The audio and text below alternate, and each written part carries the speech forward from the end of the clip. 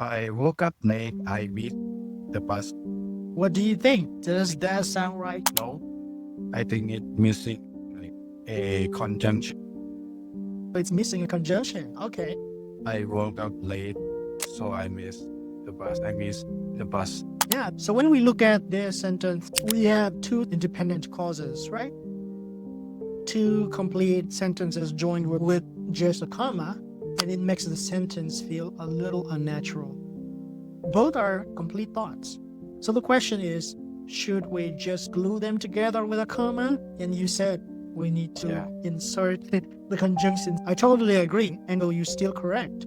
This is what we call a comma splice. And that brings us to rule number 5. Do not what? Join independent clauses. Right. Do not join independent clauses with a comma. Yes. Unless you have a conjunction like you said, right? Like the second sentence. I woke up late, comma, so I missed the bus. You see the difference, right? Yeah, I see.